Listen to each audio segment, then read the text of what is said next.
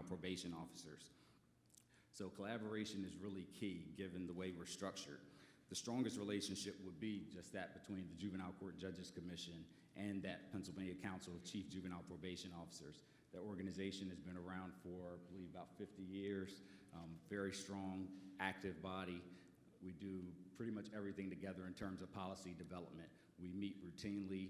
The Juvenile Court Judges Commission members and staff participate regularly in meetings of the general membership of the Chiefs Council and also in the executive committee. In fact, next week, we'll be doing our annual 2-day strategic planning session with the Juvenile Court Judges Commission staff and the executive committee of the Chiefs Council.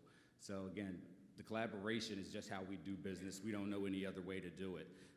Also in that trifecta of partnership would be the Pennsylvania Commission on Crime and Delinquency, which is our funding agency for the state, and particularly through their Office of Juvenile Justice Delinquency Prevention and the Juvenile Justice Delinquency Prevention Committee, which is our state advisory group.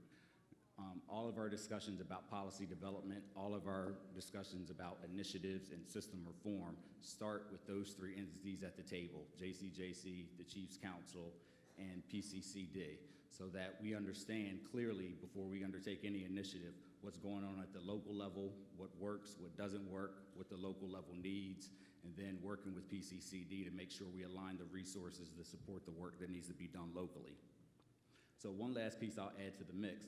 Pennsylvania does not have a direct juvenile justice funding stream for both in-home and out-of-home placement services. Those funds go through the Department of Public Welfare and locally are allocated through the Children and Youth Department. So all of our chief juvenile probation officers can certainly attest to the need to play nice in the sandbox with their children and youth counterparts. And so in that way, again, JCJC plays a pretty significant role in advocating on behalf of the Chiefs Council and helping to align the resources that are needed at the county level. So all that to say, there's no hard money in juvenile justice. It's all very kind of soft money, but it has created a structure in which, again, we really rely on the collaborative efforts. We don't just throw money at something and see if it works. We get together, we discuss it, we think about what we need to do, what direction we should go, and then we go find the resources to get it done. So again, we've all learned to really play nicely in the sandbox together. Outside of collaborating within the state, we've also, I think, proven a track record of being able to work with other outside entities from outside of the state as well. Certainly having collaboration is one of our principles for working in juvenile justice reform. We've learned that you take advice from people who have done the work ahead of you, and also that some people are smarter than you in certain areas, and to take that advice. So I think we've built a pretty substantial record in terms of that type of work. Again, with balanced and restorative justice at the forefront and enhancing our ability to meet that mission, in 2005, MacArthur Foundation approached Pennsylvania about being a Models for Change site. And so we accepted. The model for that work that we did was we had 4 pilot sites within the state of Pennsylvania, but again, with heavy interaction from the Juvenile Court Judges Commission, the Chiefs Council, and also our state advisory group in terms of providing resources, support, policy development, taking the lessons learned at those local pilot sites and trying to apply them and extrapolate them out to the state level. And there's been some really good lessons that we've learned and some lasting initiatives from that. Out of that work, we've established some statewide aftercare standards that all of the counties in Pennsylvania have adopted. Out of the Mental Health Juvenile Justice Coordination, we developed statewide committees on diversion and family engagement that are very active and are continuously taking on new initiatives. And then actually, the first detention risk assessment instrument utilized in Pennsylvania was under MacArthur and DMC in Berks County. So we really have been able to take some of those lessons and, again, sustain those throughout the years. In 2009, NISAP, the National Youth Screening and Assessment Project out of the University of Massachusetts, approached Pennsylvania and asked if we wanted to pilot their Youth Level of Service Risk Needs Assessment Instrument, or the YLS. So again, taking the same model, Pennsylvania said, okay, that sounds good, let's try that. And we piloted that in 3 counties. And again, that started in 2009. Well, by 2010, we had more than a dozen counties that also wanted to come on board with that. We didn't turn anybody away because we were still in the pilot phase with the 3 counties. again, with the collaboration between JCJC, the Chiefs Council, and our state advisory group, we helped develop some policy, provided some statewide training, trained the trainers for master YLS trainers, and made it available to the counties that wanted to come on board. And we started to create phases of counties that came on to using the YLS. And I highlight that because that's probably the best example of how we've used that collaboration and really built upon it at the state level. In 2013, the JCJC actually now requires the implementation and utilization of the YLS for participation in its grant and aid program. Now, I should say, though, that was all but a formality because of the structure I described, where we started with 3 pilot counties. Other counties voluntarily came on year by year. By the time JCJC made that a requirement in 2013, we had more than 50 of our 67 counties that were already voluntarily participating. So it was really crossing the T's and dotting the I's, and I think that really highlights the type of collaboration that we have. Okay, thank you. Okay, so again, painting that picture of, we had a lot of initiatives coming at us with MacArthur, saying do models for change. We had the YLS, and we didn't want to turn any of these down, but at the same time, it was kind of fragmented, and we were trying to figure out a way to kind of get everything all under one roof. In terms of the various initiatives, we were starting to hear and learn about evidence-based practices and so forth. So in 2010, the concept of the Juvenile Justice System Enhancement Strategy was born. And again, out of that annual strategic planning session between the Chiefs Council and JCJC. And very briefly, I'll just read to you that statement of purpose for our Juvenile Justice System Enhancement Strategy.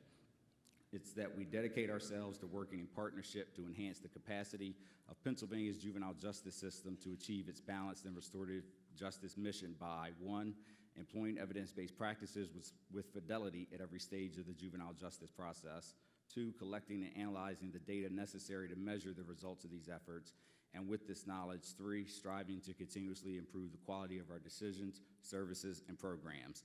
So this really kind of gave us the framework moving forward to understand how we're going to take on new initiatives and projects and continue to push the envelope in terms of system reform. And the last thing I want to mention, leading us up to our involvement with the Casey Foundation, in late 2010, when the Casey Foundation approached us about being a JDAI site, we felt very open to that. We were open to system reform and felt ready to take on a new initiative and really figured out where that fit in the puzzle for us. Now, one thing I would say is that we had noticed that detention admissions had actually been declining in Pennsylvania at that time. Actually, from 2008 to 2010, detention admissions across the state had decreased by about 11%. And we've seen about a 25% decrease from 2008 to 2012. But given the other work that we had been doing in system reform, we had a sense that we could do better. We still weren't comfortable with the way decisions were being made about detention. We still didn't have a really good handle on who the kids going into detention were and why they were going there. So we were still very open to work with the Casey Foundation and see what this work was about. So we developed a statewide JDAI team that included the 4 pilot sites of of Lancaster, Lehigh, Allegheny, and Philadelphia, and also some state team members. But even with that structure, we needed to utilize some of the infrastructure that was in place with the Chiefs Council to really do some of the heavy lifting. So actually, I'm going to jump over Carrie and turn it over to Dave Mueller, who's going to talk about the specific work that the Chiefs Council did. Good morning, JDAI. It is good to talk to such a large audience. As Steve mentioned, the unique partnership that we have in Pennsylvania with the Pennsylvania Council of Chief Juvenile Probation Officers, the Juvenile Court Judges Commission, and the Pennsylvania Commission on Crime and Delinquency. We gather annually for a strategic planning meeting, and it was at one such meeting in 2009 as we were reviewing the data of statewide detention admissions. We noted that over half of the admissions, although the number was dropping, over half of the admissions were for extraordinary circumstances, which is sort of like a other box. No validated reason, but someone thought the kid should go into detention. So it was at that meeting that a decision was made to pursue a statewide detention risk assessment instrument. And after the Luzerne County scandal that was chronicled in the documentary Kids for Cash, which many of you saw yesterday,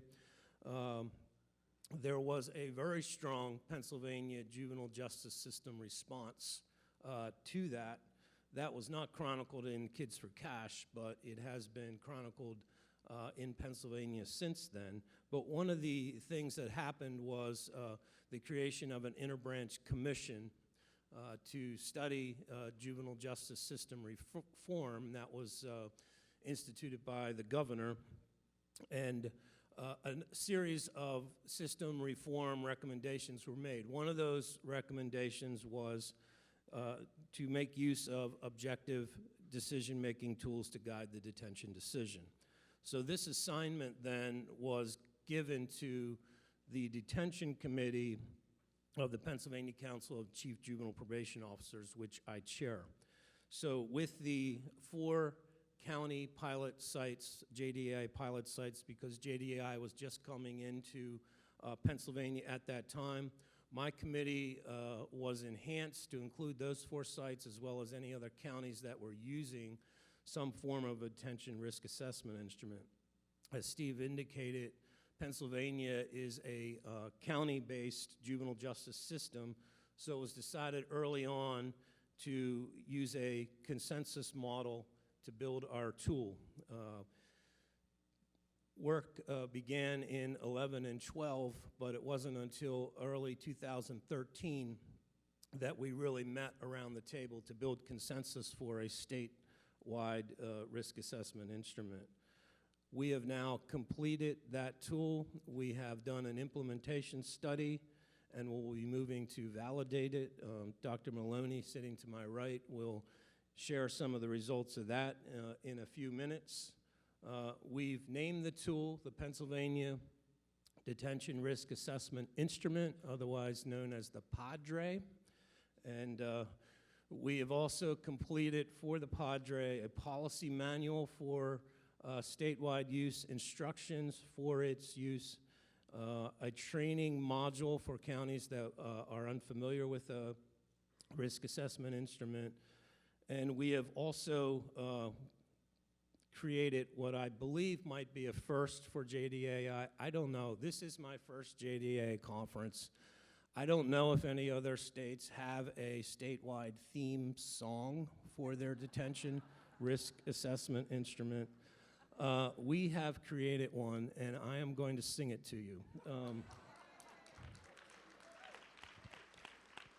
I have to have a disclaimer, though. I do not have a good singing voice. If I had to be either Rodgers or Hammerstein, I would definitely be Oscar Hammerstein, who was the lyricist in that collaboration. So, but I'm representing Pennsylvania, so I am going to sing this song. It's called "Away to Detention," and it's to the tune of "Away in a Manger." Away to detention, that's where you should go, said Mr. Policeman, and he oughta know. But wait, little Johnny, someone heard you pray. It wasn't your mother, but yes, your padre. We'll find out about you and all that you did, then score you quite fairly like every kid. It's all in the numbers and we're on your side, unless there's a reason for an override. A gun or an order will send you away. So sorry, dear Johnny, that's just the padre. The scores will add up to a final verdict. Just score under 15 and you'll have it licked. Now Dr. Maloney will study our work. She'll gather our padres, then sort through the murk. Have we been as fair as we know we should be? The padre will guide us, just you wait and see. Thank you.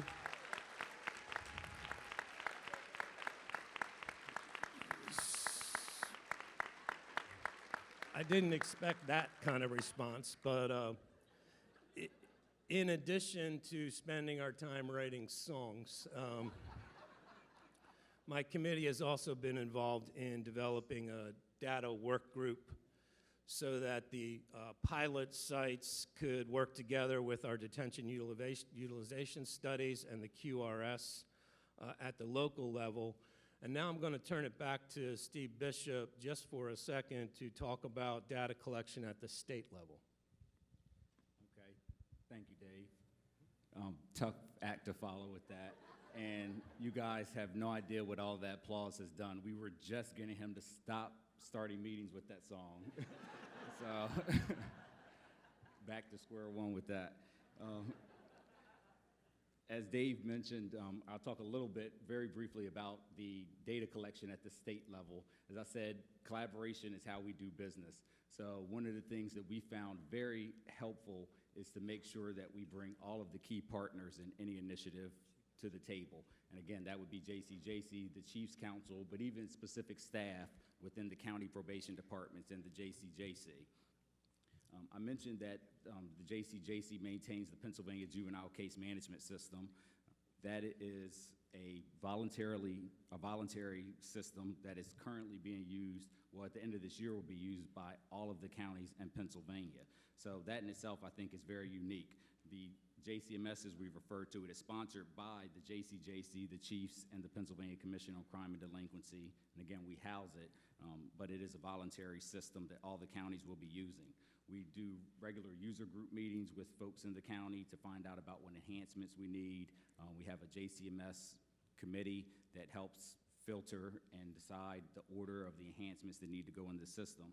So when we began this detention work, we knew that we needed to beef up the data collection, and we wanted to start that at the statewide level. So one of the things we did was the IT staff from the Juvenile Court Judges Commission very early on attended even the policy work group meetings where we were discussing the theoretical framework of the Padre, when we were discussing all of the associated policies and training.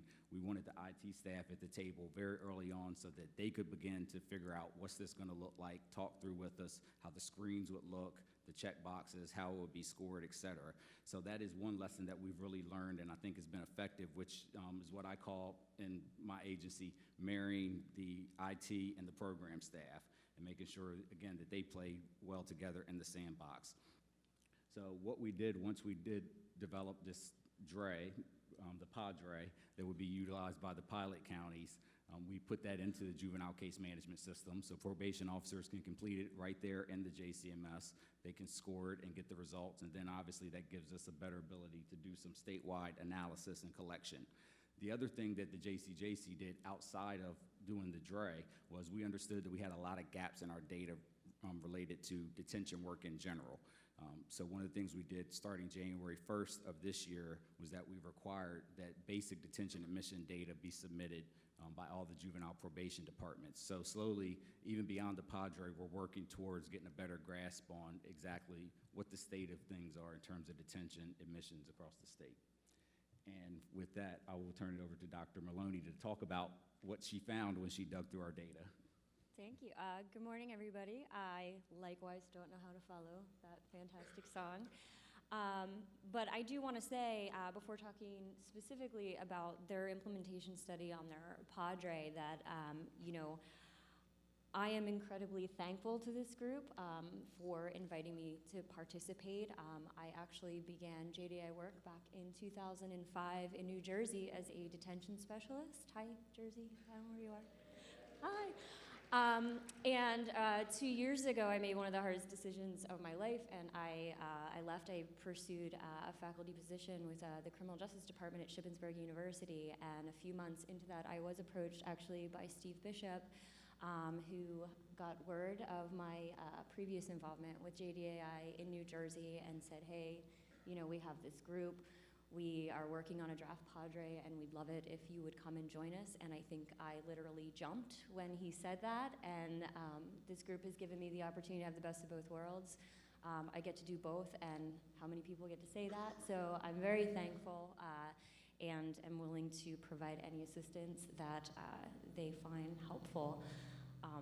So when I actually came into the fold, as Dave and Steve mentioned, they did have a draft Padre that they had been working on. I started coming to some of their meetings, getting a handle on the unique culture of Pennsylvania. As Steve described, the different groups who were involved in the process, very different than my experience in New Jersey. But I think one of the things they asked me to talk a little bit about was that though they have their differences and their uniqueness, which all JDI sites do, a lot of what they were experiencing, the work they were doing, some of the troubleshooting, the pitfalls, the frustrations were very similar to what I know is experienced in New Jersey and also what I know other sites experience as well. And so to the extent that I could let them know that and them kind of feel that, you know, you're not alone, sites go through this, hopefully was a little bit helpful for them as well. With the Padre they were working on, in terms of the process, once they settled on a draft that they wanted to pilot in some of the counties who were participating around the table, they said, hey, can you give us some data? We would like to see, you know, an implementation study done to see how it's working out, what it might look like if we roll it out statewide. They had a group of counties who were already using different versions of DRAs. Some of them agreed to set those aside for the pilot and actually use the draft of the statewide tool. Some of them completely adopted the Padre, weren't using anything prior to that, implemented it for the pilot, and some at least scored it, even if they didn't use it for decision making. So they said, what can you do with all of that? I put together some data collection sheets, and I brought them to the table, and I was a little scared, I'll admit, particularly given the case flow in our host city here of Philadelphia, and what I was asking them to actually fill out on paper form and give back to me to do the implementation study. I was a little nervous, but I will say every county in the room rose to that challenge. They really came together and said, whatever you need, we will give it to you. They did it excitedly. And they, for 3 months, piloted their draft. I completed an implementation study, and 38 pages and 21 tables later, they asked me for more tables and more data. And I was happy to oblige. In actuality, they had been grappling with something that I know other sites had experienced, and that's whether or not they should use the Padre for violations, in addition to new charges. And that was really at the root of their asking for additional data. So my initial fear was that they would get in kind of that data trap, even though we love data, of keep asking for more data and then maybe we can kind of put off really making some movements forward, but absolutely not. Dave was great in saying, you know what, we're really gonna push this forward. So they said, can we at least see what would look like if we took violations out of the mix, given the fact that simultaneously they are working on a sanctions incentives grid. So they made the decision to take it out completely based on the data, and they did so. I think it only took 2 meetings, 1 meeting maybe, for them to make that decision. And so, you know, they really moved through it with, I think, a lot of excitement, a lot of camaraderie. You know, it's been my pleasure to work with this group. There's a lot of jokes, there's singing. But in all seriousness, they work very hard. It's a great group to work with. I think in terms of their study, they also found things that were similar to what other sites experience. You know, how can we deal with the fact that in some cases we had to override during the pilot because we have difficulty accessing alternatives to detention overnight? What do we do about our high override rates? How do we drill it down if we find that a lot of the issue is due to parent unavailability or unwillingness? What can we do? So those conversations they had very readily. They did not shy away from them, and so it's really been great to work with this group. And they continue to work on it, and the next steps for them, they are working on their sanctions and incentives, which I think Dave will talk about in a second, but also moving towards validation. They could not ask me fast enough, when can we do it? When can we do it? what do you need for us to do validation now that we've kind of tweaked the tool based on the data? We want to roll it out. They want to get it out there and see how things are doing. And I think, as many questions as they have, they really try to use the data and have a really good collaboration to work through it. And so we're excited to see where it goes. Thank you, Carrie. So just in 30 seconds, I will turn it over to our partners in Philadelphia. So our next steps, as Carrie has indicated, looking at the implementation study and with recommendations from both the Center for Children's Law and Policy, Dana Schoenberg, and Dr. David Steinhardt, who reviewed our draft, we decided to take out technical violations of probation as being scored on the Padre. We're going to rely upon a statewide graduated responses initiative. We started a statewide work group on that. We'll roll out the Padre to other counties that would like to use that and learn about that, and they'll be able to do that in our Pennsylvania juvenile case management system. So having said all that, I will turn it over to our friends and partners in Philadelphia. Hi, and good morning. I'm Tameen Farlow. I'm the Deputy Commissioner for Juvenile Justice Services for Philadelphia's Department of Human Services, and I work hand in glove with my partner here, the administrative judge of our family court. And so I'm excited not just about being a part of this national JDAI conference. I've been a part now of 2 of them, but I'm also excited to showcase with you some of our highlights about the great work that we've done here in Philadelphia as a result of our commitment to JDAI. I recall that one of our first steps was the system assessment.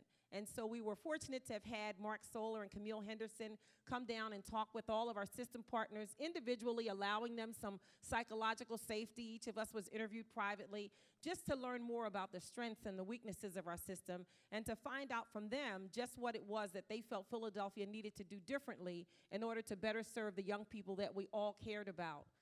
After the system assessment, we had the detention utilization study. And I'll tell you, there were some things in that detention utilization study that were concerning for all of us. But thanks to the courageous leadership of our administrative judge and our commissioner, who you heard on last evening, and their collaboration and commitment to excellence, we were able to begin the JDAI journey in earnest. So back then, which was about 2 years ago, unfortunately, we were in the former Youth Study Center. Bob mentioned the fact that that center had a rich history. It wasn't rich with good stuff, but with unfortunate circumstances because of the conditions of confinement. And so I recall having a little bit of anxiety about the fact that that facility was going to be looked at with regard to conditions. And in spite of the lemons that we had, I think we made lemonade. We got through that period. And we were challenged with caring for kids in what in actuality was a old abandoned psychiatric institute. Since that time, however, I can proudly report that we have moved into a new state-of-the-art facility. And certainly those of you who have time after the conference, you're more than welcome to come by and see that facility. So as we started on our JDAI journey and we began to look at the detention utilization study, we recognized that there were instances when we were holding the wrong kids in secure detention. As a result of that, we've experienced reform throughout the system, not just on the front end, but also in the middle, and now we're looking even towards the deep end. Philadelphia has always had a history that's rich with collaboration. As Steve Bishop mentioned, we collaborate because that's simply what we do. We don't know how else to get the work done except to partner with all of our key stakeholders. For us, those stakeholders include the District Attorney's Office, the Public Defender Association, our mental health organization, the School District of Philadelphia, law enforcement. And so as we meet, we were meeting already prior to our JDAI involvement. We used to have a weekly youth review meeting. And in the past, that meeting really focused on young people who were being held in secure detention. We'd look very closely at what the barriers were to moving those kids along the trajectory and assumedly onto placement. But what we began to do as a result of our becoming more sensitive to who was in detention was we didn't just begin to ask the question about what the barriers were to moving those kids along. We really took a second look at those kids to determine whether or not they even needed to be there to begin with. So coupled with the Padre, the use of the youth level of service instrument, and the array of other tools that became available to us, we agreed that we would work rigorously to make sure that we were holding only those young people in secure detention who actually pose threats to public safety. We expanded our array of community-based alternatives as a result of our visit to the Cook County, Illinois site. Cook County, if you're in the house, thank you. They extended a welcome to us, and our team went down, including one of our family court judges, including one of our masters. I'm sorry, there were 2 of our judges who went along with us to Cook County, Illinois. And one of the things that we saw there was their evening reporting center. We were particularly struck with how effective and alternative that was to keeping young people out of secure confinement. So when we returned to Philadelphia, we came with a commitment to looking in our own backyard. Fortunately, in Pennsylvania, in Berks County, there was already an evening reporting center that had been touted and celebrated by the Juvenile Court Judges Commission. We visited that one, as well as the one in Baltimore City, Baltimore. We came back, we met with our stakeholders, we collaborated even with many of our providers, and we consulted with our judicial to talk about the elements that we would want to see in an evening reporting center in Philadelphia. We already had, as I mentioned, a rich array. We offer in Philadelphia in-home detention as an alternative, GPS. We also have intensive prevention services programs, intensive supervision, and we had community-based detention shelters. Adding to that continuum, the additional alternative of evening reporting centers allowed for that many more young people to use those resources instead of being held behind walls at a facility like ours in secure detention or at a CBDS. I'm proud to report that as a result of our opening of that center back in November of 2013, we've now had over 100 young people go through the evening reporting center doors, none of which have recidivated, 100% of whom have appeared for court as directed, and we're delighted with those outcomes. The proof is in the pudding. We are just exceptionally delighted with all that the JDAI work has meant for us. Again, it has stimulated reform. It has stimulated us to thinking more about the young people that come to our attention and whether or not they need to be there.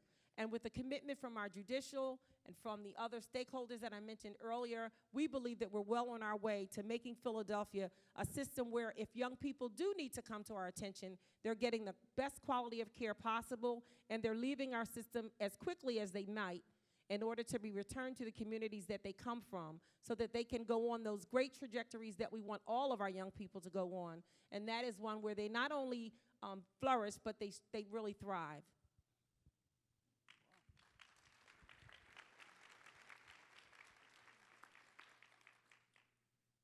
Good morning, everyone. I'm sorry I was late. Being the host county has its benefits, but I still had to work. As the administrative judge of Philadelphia Family, I needed to share with you why we brought JDAI to Philadelphia. For those who don't know, Philadelphia is the largest, poorest city in the country. When you walk on our streets, every 4th child you see walks in poverty. The majority of our children and the majority of our population now are people of color. Yet when you look at who is incarcerated, it is the majority of our children of color.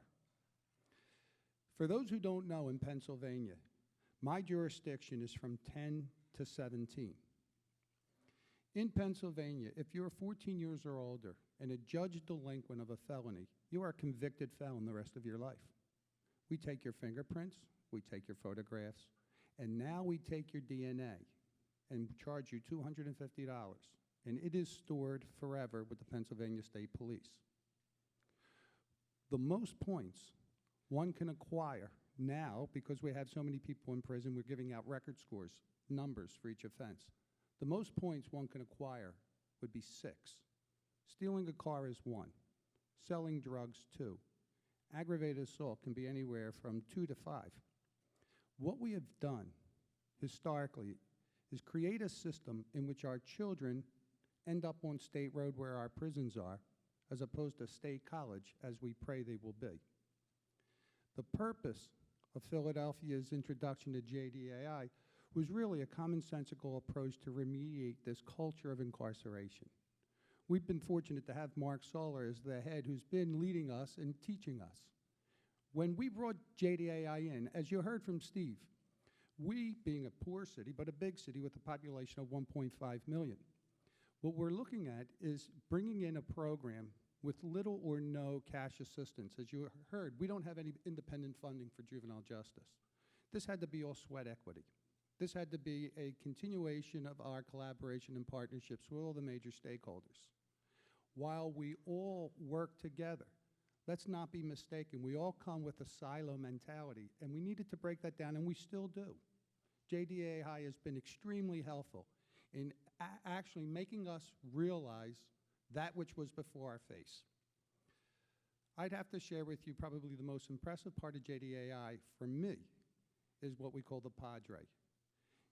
I have the Youth Study Centers, or the Juvenile Justice Center is controlled by the Department of Human Services, but I have marshaled probation officers to work in our probation intake at the Youth Study Center to make those decisions. We've always selected the most seasoned probation officer to go.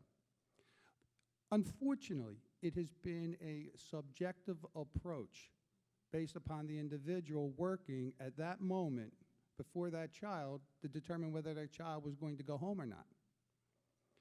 You would think at this day and age we would have changed that. The sad reality was we had this mentality, at least us, at least the judges on the bench, that we will cure any defect. Probation in Pennsylvania reports to the juvenile court, juvenile probation. It was an arm of our court. It wasn't thought by us, by myself as administrative judge. I didn't give it the time. It didn't hit me until JDAI came into our world and showed me my face in the mirror to say, hey, Doherty, you're doing this wrong. And I guess what I'm here to say is it's okay to tell people you've done something wrong. Show me my weaknesses so I can make them my strengths. That has been my mantra since I've been the administrative judge at Philadelphia's Family Court. This Padre really has made an objective testing score significant to our needs. And as a result of its implementation since August of last year, has been a substantial decrease in placement.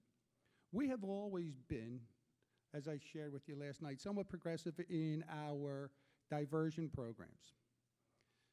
The beauty of JDAI is that it helped us give it a name. It helped us organize it into a matrix of service, that which we knew, but we couldn't articulate.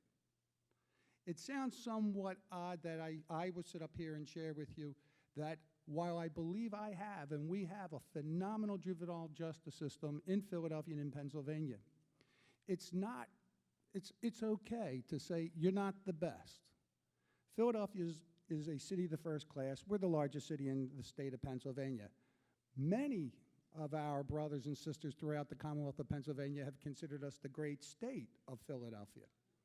I must share with you, the JDAI has also been able to bring us to the table so that we're able to now share with our brother sister counties that we are just one of many. We're not them. We're not that big city on the eastern side of Pennsylvania. So this program not only has been beneficial to our children, but it's been an epiphany for me as the head of the family court, as well as the commissioner of DHS, to say, okay, you're doing some things really well, but it's time to organize. As a result of our fiscal constraints, we never had the money to create the technology or to collect the data. Everything was anecdotal. Through meeting after meeting after meeting, we would discuss things.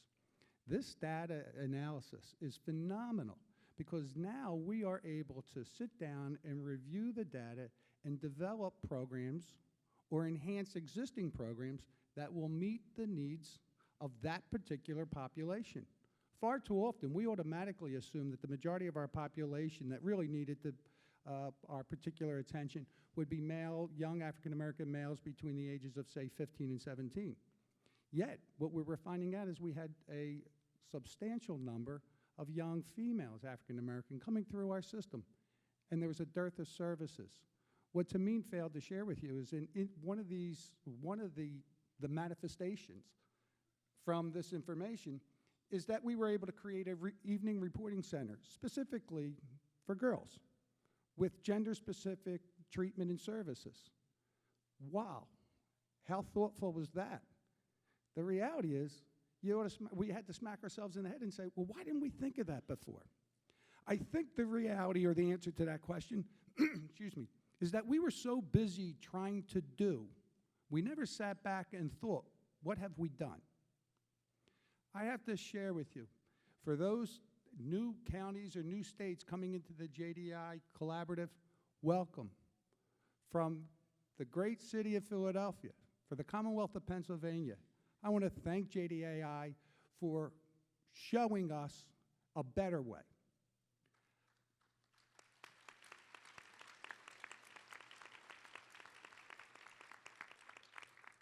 Lastly, and more importantly, JDAI has been able to bring us all together from various states, from all over the country, as we sit here in Philadelphia.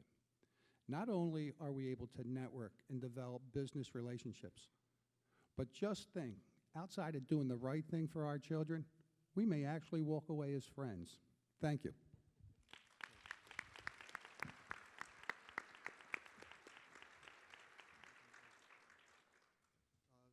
Thank you. Is this on? Yes, it is on now. Thank you to all of our panelists, and thank you for closing so eloquently, Judge, because based on some questions that I got this morning from people who heard you last night, there was some confusion that I had to clear up.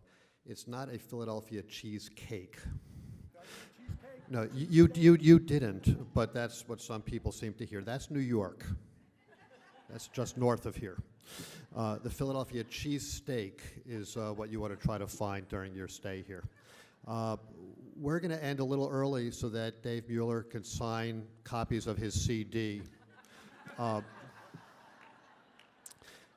So you'll be right outside there, right?